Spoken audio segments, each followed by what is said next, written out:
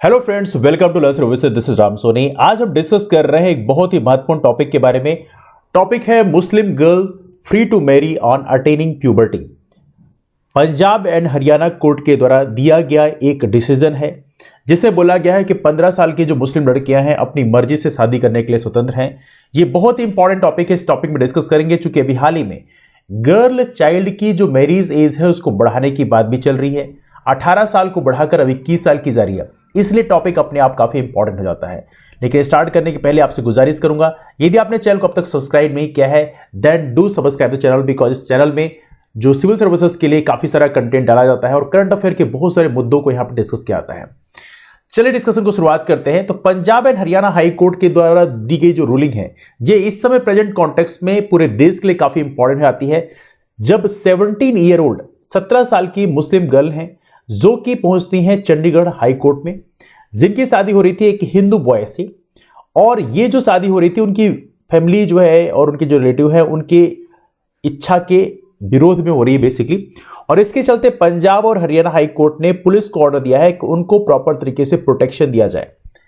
हमारे देश में हालांकि जब इंटर कास्ट या इंटर रिलीजन मैरिज होती है तो काफ़ी समस्याएं होती हैं, और इसके चलते जो स्पेशली रिलेटिव्स हैं और फैमिली मेंबर्स हैं वो काफ़ी ज़्यादा प्रोटेस्ट करते हैं। हालांकि पता होना चाहिए इस दुनिया में दिखा है तो असल में एक ही रिलीजन है जो है मानवता। यदि आप मानवता को फॉलो नहीं करते तो फिर किसी धर्म को आप फॉलो करिए तो उसका ज़्यादा औचित्य नहीं होता। और दूसरी बात है, जाति की बात करें तो एक ही जात, दो ही जातियां हैं, man and women, according to Sant Raidas. संत रैदास ने बोला है कि इस दुनिया में दो ही जातियां हैं, एक मेल और फीमेल। लेकिन फिर भी हमारे दुनिया में बहुत सारी जातियां क्रिएट की गई हैं और इसके चलते सोशल डिफरेंस हमें समाज में देखने के लिए मिलता है। यह अलग बात है, लोग बोलते हैं कि रिजर्वेशन के कारण सोशल डिफरेंस है, लेकिन देखा जाए तो गांव में जहां पे लोगों को रिजर्वेशन के बारे में पता भी नहीं होता, इसके बावजूद भी बच्चे को, एक छोटे से बच्चे को पता होता है कि अछूत कौन है सछूत कौन है। और ये काफी अनफॉर्चुनेट है कि लोग मुद्दों को दबाने की कोशिश करते हैं लेकिन प्रॉब्लम को सॉल्व करने की कोशिश नहीं करते हैं। तो हमारे समाज में वाकई एक सोशल अवेयरनेस की जरूरत है, जो लोगों को वाकई जागरूक करने की जरूरत है। एनीवे दैट्स डिफरेंट टॉपिक, उसके बारे में किस दिन फुर्सत में डिस्कस करेंगे। लेकिन एज ऑफ नाउ कोर्ट ने यहां पर क्लियर किया है कि मुस्लिम गर्ल जब प्यूबर्टी की एज को अटेन कर लेती हैं तो उस कंडीशन में उनके पेरेंट्स के पास कोई अधिकार नहीं होता कि उनकी शादी के मामले में उनसे इंटरफेयर करें। यह यहां पर हाई कोर्ट के द्वारा दिया गया एक ऑब्जर्वेशन है। इसके बाद लिखते हैं कि मुस्लिम गर्ल की जो शादी होती है एज ऑफ नाउ जो गवर्न की जाती है, मतलब जिस लॉ को फॉलो किया जाता है वो मुस्लिम पर्सनल लॉ है। देखिए, हिंदू पर्सनल लॉ अलग है, मुस्लिम पर्सनल लॉ अलग है। उसमें आर्टिकल 195 में लिखा हुआ है, अकॉर्डिंग टू जो बुक है भाई सर दिनसा फरदौन जी मुल्ला, जिनकी किताब में लिखा हुआ, मतलब जो मुस्लिम पर्सनल लॉ उसमें लिखा हुआ है कि जो मुस्लिम गर्ल है उनकी शादी जैसे ही वो प्यूबर्टी को अटेन करती हैं तो वो शादी को करने के लिए एलिजिबल हो जाते हैं। तो यहां पे दो पिटिशनर हैं। पिटिशनर नंबर 1 जो कि गर्ल है, चूंकि जो कपल है उसमें गर्ल चाइल्ड ने पिटिशन किया। गर्ल चाइल्ड तो मैं नहीं कहूंगा, सी इज मैरिड सो वुमेन। तो 17 ईयर्स की एज हैं जिनको बोला गया कि she is competent to enter into a contract of marriage, मतलब वो शादी करने के एलिजिबल हैं किसी भी इंसान से जिनसे उनकी शादी करने की इच्छा है। और दूसरा पिटिशनर जो है उनका जो पार्टनर है उनकी जो कि उनकी उम्र 33 साल है, तो उनको भी ये अलाउ कर दिया गया कि मुस्लिम पर्सनल लॉ के अंडर में उनको शादी करने के लिए अलाउड है। ये ऑब्जर्वेशन दिया है जस्टिस हरनेश सिंह गिल ने। कहां के जज हैं? ये हैं basically Haryana Punjab high court के जज। नाउ जस्टिस गिल ने कुछ ऑब्जर्वेशन और भी दिया। जस्टिस गिल का कहना यह है कि पिटिशनर को यहां पे सिक्योरिटी की जरूरत है, मतलब ये जो कपल है, हस्बैंड और वाइफ है, इनको सिक्योरिटी की जरूरत है। और यहां पर पिटिशनर जो है इनका ये संवैधानिक अधिकार है, एक फंडामेंटल राइट है, मौलिक अधिकार है कि वो जिससे चाहे शादी कर सकते हैं। उनकी फैमिली इस मामले में इंटरफेयर नहीं कर सकती, और ये जजमेंट जज साहब ने दिया है। नाउ पिटिशनर के जो काउंसिल है, उनके जो वकील हैं, उन्होंने मुस्लिम लॉ प्यूबर्टी एंड मेजॉरिटी इसको कोट किया है।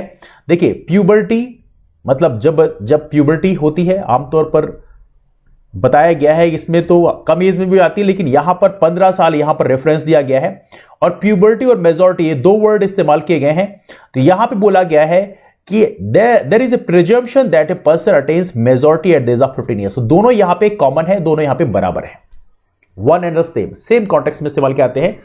तो यहां पे बोला गया है कि जैसे ही 15 साल की एज कोई भी गर्ल चाइल्ड अटेन करती है तो she is allowed to marry anyone, और उनके जो गार्जियंस हैं या उनके जो पेरेंट्स हैं वो यहां पे इंटरफेयर नहीं कर सकते। और आर्टिकल 195 में ये चीज लिखी हुई है, principle of Mohammedan law by sir दिन साहब फरदौस मुल्ला, जिसमें ये चीजें डिफाइन की गई हैं कि यदि कोई इंसान, यदि एवरी मोहम्मदन, हर एक मुस्लिम जो कि साउंड माइंड में है, मतलब वो अपने दिमाग उनका संतुलित है, सही है, तो उस कंडीशन में प्यूबर्टी अटेन करते ही वो शादी के लिए कंप्लीटली एलिजिबल हो जाते हैं। ये प्रॉपर्ली मोहम्मदन लॉ में लिखा हुआ है। तो ये रहा इस टॉपिक के डिस्कशन में। लेकिन सबसे महत्वपूर्ण बात यह है कि इस समय स्पेशली चाइल्ड एज बढ़ाने की बात हो रही है, गर्ल चाइल्ड की एज बढ़ाने की बात हो रही है, specially prohibition of child marriage amendment bill 2021, इसमें जो लीगल मैरिज एज है वुमेन की उसको 18 से 21 साल करने की बात हो रही है। और यहां पे लिखा गया ये सुपरसीड करेगा सारे मैरिज और पर्सनल लॉस को। लोकसभा में स्मृति ईरानी जो कि यूनियन मिनिस्टर है वुमेन एंड चाइल्ड डेवलपमेंट की, इन्होंने इस बिल को इंट्रोड्यूस किया जो कि प्रपोज कर रहा है 2006 के लॉ को अमेंड करने के लिए।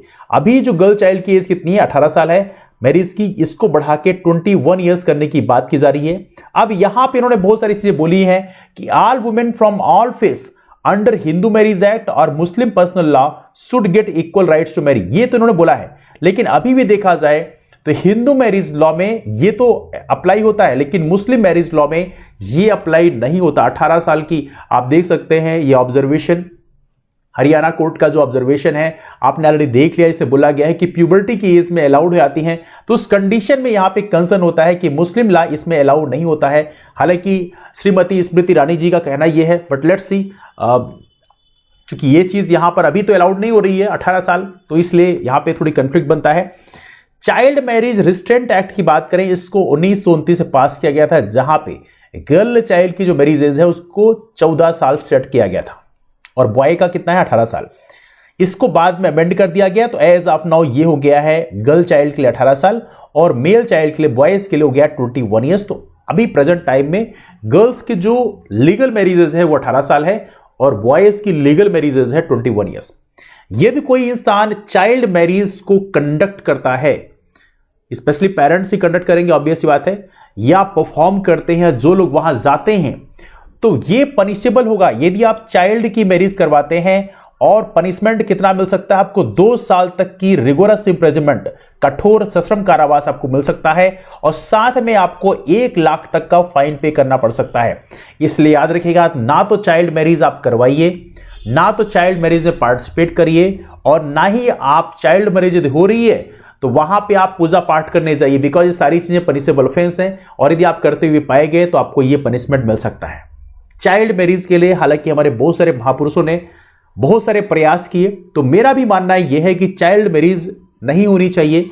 और इवेंटली देखा जाए तो मैरिज की एक जो एज है वो थोड़ी ज्यादा होनी चाहिए, बिकॉज क्या होता है, यदि बहुत कम एज में शादी हो जाती है तो आपके पास फैमिली रिस्पॉन्सिबिलिटी बढ़ जाती है। बिकॉज इस चीज को माने ना माने, शादी होने के बाद फैमिली रिस्पॉन्सिबिलिटी बढ़ जाती है, और जब फैमिली रिस्पॉन्सिबिलिटी बढ़ जाती है तो कई बार प्रॉपर एजुकेशन बच्चों को नहीं मिल पाता है, और एजुकेशन ना मिलने के कारण बड़ी समस्या पैदा होती है फ्यूचर में। इसीलिए कहते हैं जो शादी की एक एज है उस एज को क्रॉस करने के बाद ही लोगों को शादी करना चाहिए, जिससे एटलीस्ट फाइनेंशियल ऑटोनॉमी क्रिएट करने में आपको आसानी होती है।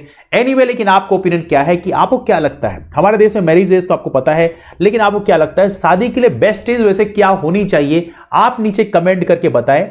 डिस्कशन कहीं से वाइंड अप करते हैं, लेकिन जो नए फ्रेंड्स हैं वो लर्न सर्विसेज नाम का टेलीग्राम ग्रुप ज्वाइन कर सकते हैं। वहां पे क्लासेस की इंफॉर्मेशन शेयर की जाती है और साथ में जो ये क्लासेस होती हैं इसका पीडीएफ भी वहां पे शेयर किया जाता है, तो ये सारी चीजें वहां पे आपको मिल जाएंगी। मुलाकात करते हैं आप लोग फिर, तब तक के लिए bye bye, take care, have a wonderful day ahead, keep moving forward and thank you so much to all of you, take care.